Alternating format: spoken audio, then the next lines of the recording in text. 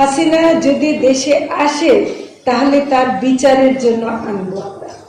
হাসিনা দেশে এনে রাখতে পারবে না, হাসিনার বিচার করতেই হবে। এত মৃত্যু শুধু জুলাই আগস্টে ঘটেনি, গত 15 বছরে কত মানুষকে গুম করেছে, খুন করেছে, যখন তখন ধরে নিয়ে গেছে, মেরেছে, আমরা হিসাব দিতে পারি। হাসিনার বিচার এই মাটিতে হবে। হাসিনা শুধুমাত্র আসবে বিচারের কাঠগড়ায় দাঁড়ানোর জন্য, এছাড়া তার এই দেশে আসার কোনো অধিকার নেই বা কোনো ক্ষমতা নেই। রাজনৈতিক দলগুলো নির্বাচন করতে চান, তাদেরকে আগেই বার্তাটা দিতে হবে আপনারা ক্ষমতায় যাচ্ছেন না। দায়িত্ব যদি নিতে চান, দায়িত্ব যদি নিতে পারেন তাহলেই নির্বাচন করেন, না হলে আপনাদের নির্বাচন করার কোনো অধিকার নেই।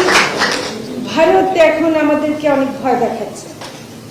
আমাদের সংখ্যালঘুদের উপর, বিশেষ করে হিন্দু সম্প্রদায়ের উপর নির্যাতন হচ্ছে এই কথা বলে কিছু ঘটনার প্রেক্ষিতে তারা আমাদেরকে ভয় দেখাচ্ছে এবং হাসিনাকে সেখানে বসিয়ে রেখে তারা আমাদেরকে একটা সারাক্ষণ একটা ভীতি সৃষ্টি করছে।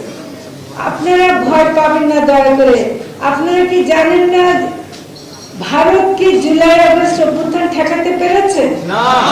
হাসিনাকে এখান থেকে পালানো থেকে তারা আশ্রয় দিয়েছে বড় জোর, কিন্তু এখানে রাখতে কি পেরেছে? তাহলে ভারতকে আমরা ভয় পাবো কিসের জন্য? আমরা যে পরিবর্তন আনতে চেয়েছি সেই পরিবর্তন আমাদের সন্তানেরা একেবারে, এই যে ওনাদের সন্তান দেখেন 13 বছর 16 বছরের বাচ্চা, সর্বোচ্চ বড় যারা মারা গেছে 24-25 বছর হবে, বড় কিছু মারা গেছে, কিন্তু আসলে সব একেবারে কচি বয়সে সন্তানেরা দেখিয়ে দিয়েছে ভারত সহ সারা পৃথিবীকে যে গণ অভ্যুত্থান কি জিনিস, এবং গণ অভ্যুত্থান করে 15 বছরের গেড়ে বসা ফ্যাসিস্টকে সরাতে পেরেছে, যেটা কোনো রাজনৈতিক দল পারেনি। তো কাজেই আমরা ভারতকে ভয় পাই না। ভারত এটা একটা জুজু ভয় সৃষ্টি করছে এবং এটা করে তারা অবশ্য একটা ভালো কাজ করেছে, এই সব রাজনৈতিক দল একত্র হয়ে একটা ঐক্যের কথা বলছে। তো সেটা আমরা মনে করি এই ঐক্যটা আমাদের রাখতে হবে। দেশের সার্বভৌমত্ব এটা আমাদের সবার দরকার।